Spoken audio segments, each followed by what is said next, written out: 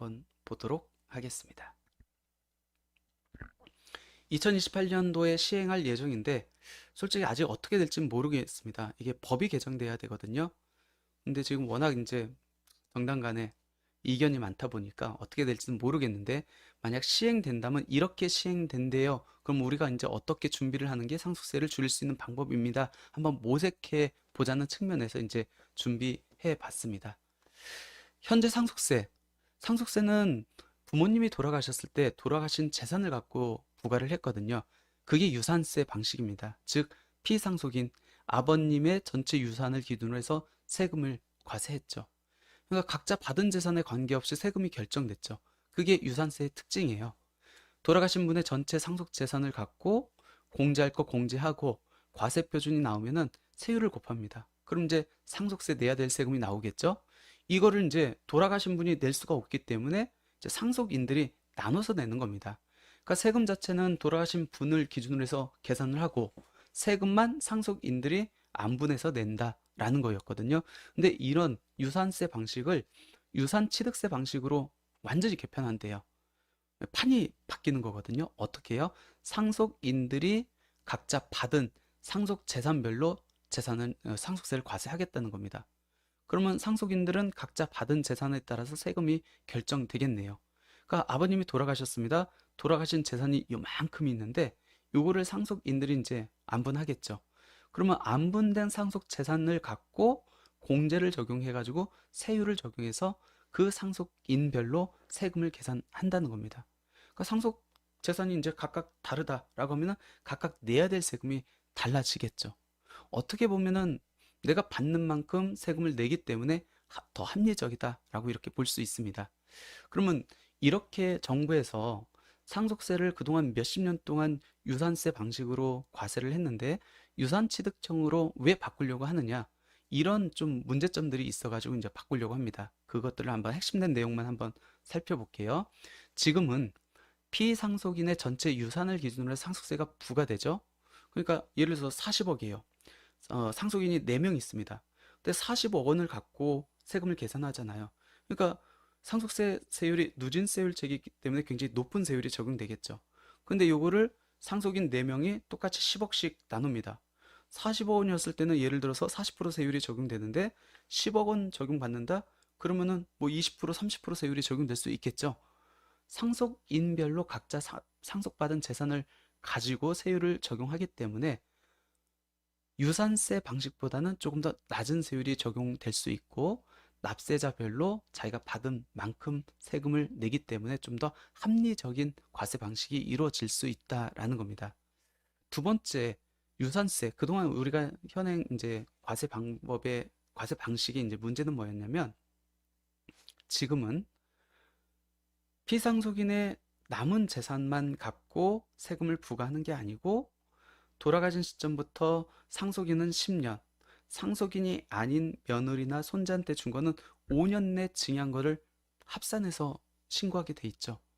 왜 그러냐면 상속 1년제 남은 재산을 갖고 하면은 그 돌아가시 전에 다 증여해서 상속 재산을 빼돌릴 거 아니에요. 그렇기 때문에 돌아가신 날로부터 10년, 상속인이 아닌 자는 5년 내 거를 합산해서 상속세를 계산하도록 되어 있습니다.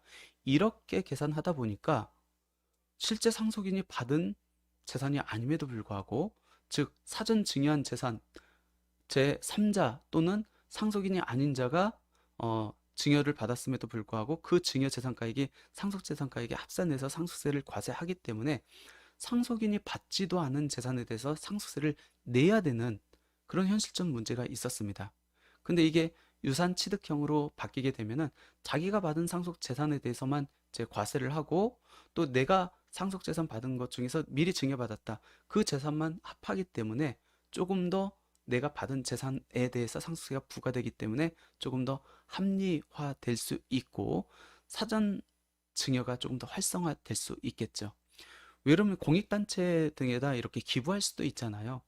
근데 그게 5년 또는 10년 내에 있다고 하면은 5년이겠죠. 상속인이 아니니까 5년 내에 있으면은 그거를 합산해 가지고 이제 과세를 하기 때문에 법인들한테 증여한 게 상속인들이 세금을 내야 되는 결과를 초래하기 때문에 이제 그런 부분이 없어지고 생전 기부도 이제 내가 받지 않은 게 합산되지 않기 때문에 생존기부도 활성화가 되겠죠. 이런 측면에서 이제 유산취득형으로 바꾸려고 하는 거고, 또 다른 건 뭐냐면 지금은 전체 상속재산을 갖고 공제를 적용합니다. 근데 이 공제를 적용할 때 상속인 중에 만약 장애인이 있다고 하면은 장애인 공제가 추가로 이렇게 적용되는데, 그럼 누가 혜택을 보는 거예요? 그 상속인 장애인인 상속인만 혜택을 보는 게 아니고 다른 상속인도 혜택을 보는 결과가 되겠네요.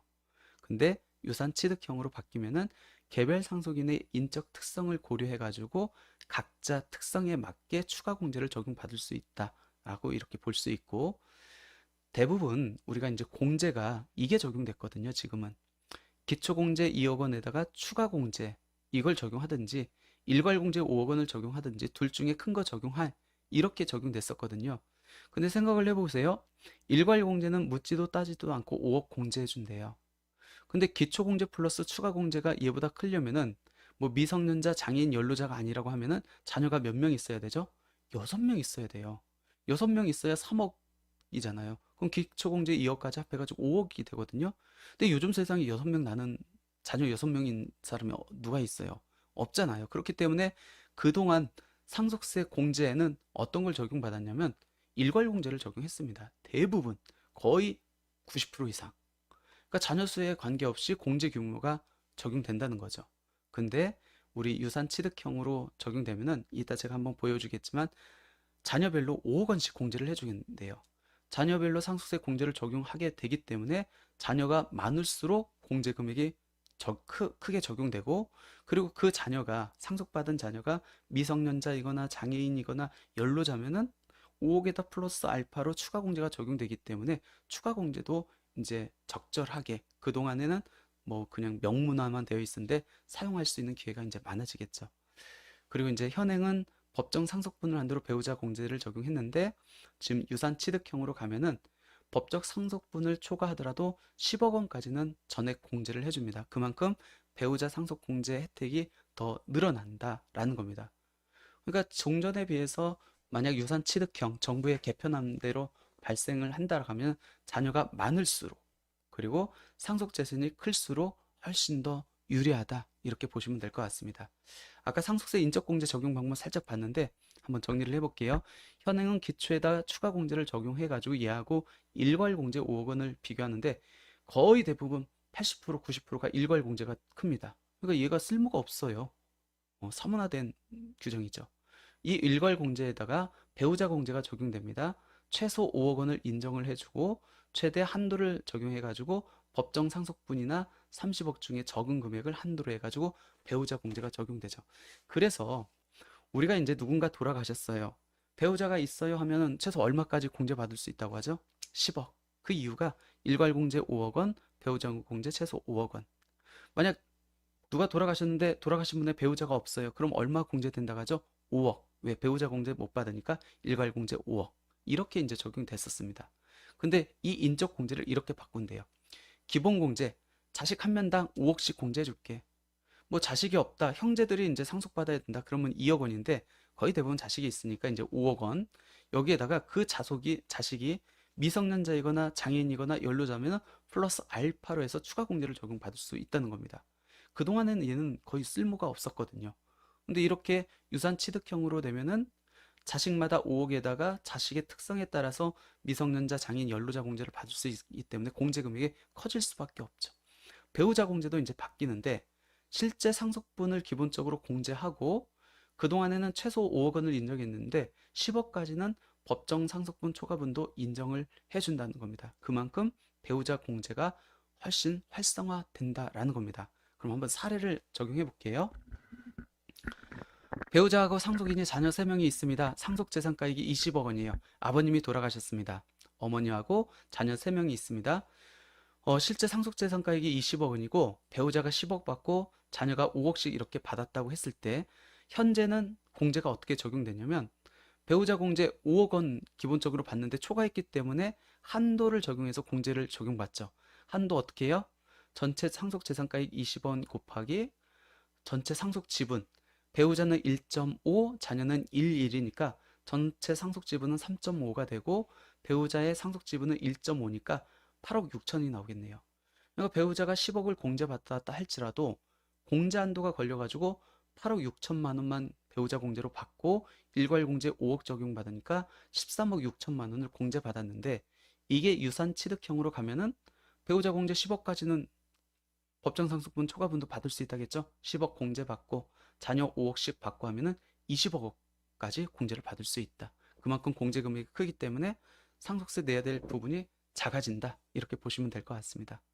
또 다른 사례 볼게요. 이번에는 아버님이 돌아가셨는데 18억의 재산을 남겼습니다. 배우자가 있고 자녀가 3명입니다. 배우자가 9억, 자녀가 3억씩 이렇게 나눠 가졌습니다. 이렇게 이제 재산을 분배했었을 때 이제 상속 공제 한번 볼게요. 배우자 공제 9억 원 9억 원을 실제 상속받았습니다. 한도 계산해야 되죠? 전체 18억 상속 재산분의 법정 상속 지분, 이번에는 자녀가 3명이기 때문에 1대 1대 1대 1.5니까 4.5대 배우자 법정 상속 지분 1.5, 6억이 나오겠네요. 그러면 실제 배우자는 9억 받았다 할지라도 공제는 6억까지만 적용되고 자녀 일괄 공제 5억이 적용되니까 11억 원이죠. 근데 이게 유산 취득형으로 바뀌면 어떻게 되죠? 배우자 공제 10억까지는 그 법정 상속분 초과분도 공제받기 때문에 9억 전체 공제. 자녀 5억 한도 내에 있기 때문에 3억, 3억, 3억, 18억 전체 다 공제가 되겠네요. 이렇게 해도 되겠죠? 배우자가 안 받고 배우자가 3억만 받고 자녀 5억, 5억, 5억 이렇게 받아도 뭐 상관없겠죠?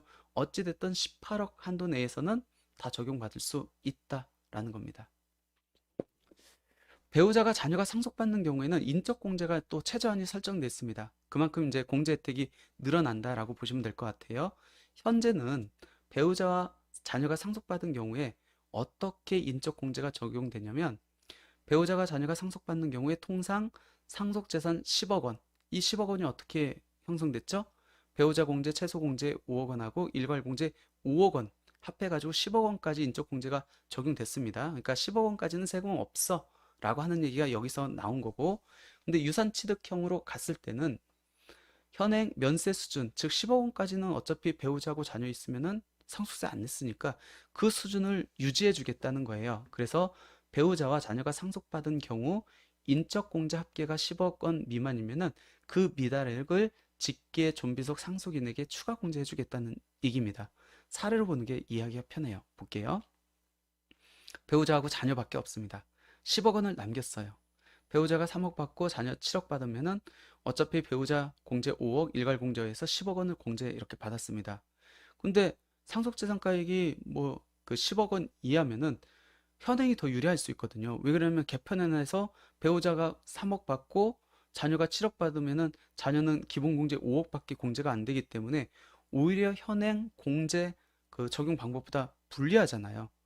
근데 이 개편안의 취지는 그동안의 현행보다는 더 높게 공제를 해주겠다라는 측면이 있기 때문에 이렇게 배우자하고 자녀하고 공제를 적용하는데, 공제 금액이 현행의 10억보다 미달하면은 배우자가 못 받은 2억 원을 더 여기 자녀한테 추가해가지고 최저한 추가 공제를 해주겠다라는 겁니다.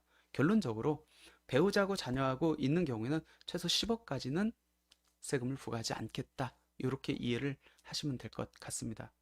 그러니까 지금보다는 훨씬 더 상속 공제를 유리하게 적용받을 수 있다. 특히 자녀가 많으면 많을수록 더 많은 상속 공제액이 적용된다. 근데 요거는 이제 개편안입니다. 이 개편안이 통과가 될지 어떻게 될지는 좀 지켜봐야 될 것 같고, 또 법이 이제 개정되기 전까지는 많은 수정 사항들이 있을 수 있기 때문에 최종 법이 어떻게 개정되는지는 추후 한번 상황을 보고 이제 판단해야 될 것 같습니다. 근데 개인적인 생각으로는 유산세에서 유산취득형으로 바뀌는 거는 합리적인 것 같아요. 내가 상속세산 받은 만큼 세금을 내는 게 맞겠죠. 능력별로 이렇게 내는 게.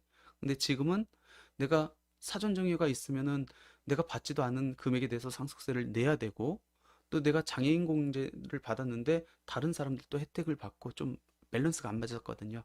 근데 조금 그런 과세 형평 측면에서는 유산취득형이 훨씬 맞지 않을까라는 생각이 드는데, 어떻게 될지는 한번 지켜봐야 될 것 같습니다.